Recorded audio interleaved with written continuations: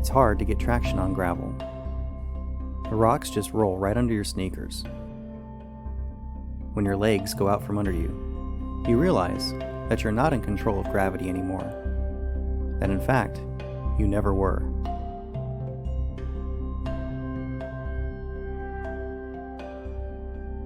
It was the third race of the season, and I was waiting for the gun. I shot out, as normal, merging to the center. The merge typically happens on grass though, not gravel.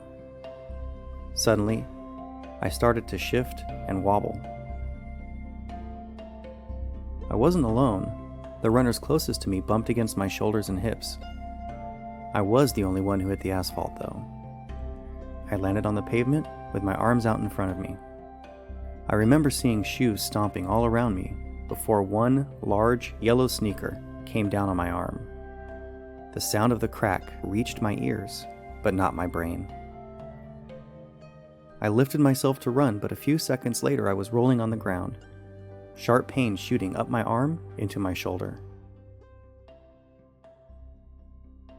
Sitting on the concrete steps by the back door of the locker rooms, my arm wrapped in ice packs, I thought about how my season, and for that matter my life, was over.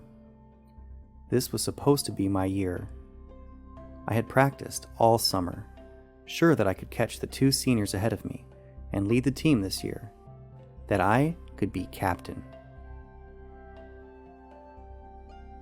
Cross country is a lonely sport. No bleachers full of parents and classmates, screaming when you surge ahead of your best place at the mile splits. No one is calling out encouragement when you stop to throw up the pizza rolls you ate for lunch either. The sport is even lonelier when you're sitting in the baseball dugout with a stopwatch in your hand. It always seemed to take forever for the team to return from the practice trails so I could run them through drills.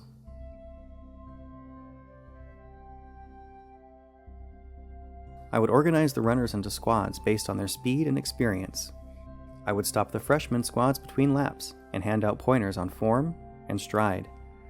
I developed code words for the team to use to communicate during races.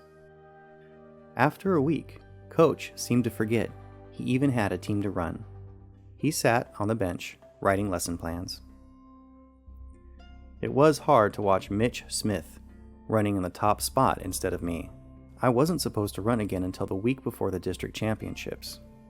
I would have to accept that Mitch would be named team captain, and of course, I would never hear the end of it. It was mainly this thought that made me come back early and run 2 races in my cast before districts. I started the race slow, still a bit wary of large packs of tangled feet. Once the field stretched out though, I started picking off runners quickly. As I moved up, I brought along 2 of our standout freshmen.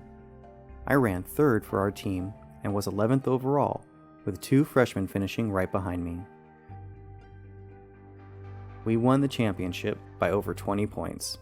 Mitch held the trophy high on the traditional victory lap around the track. Sitting at the fall sports banquet a month later, we were the only team with a district championship. Coach congratulated the team and presented our trophy to the principal.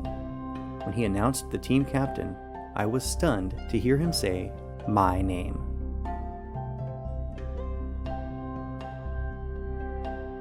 As I walked across the shining cafeteria floor, my sneakers grabbed and squeaked with every step.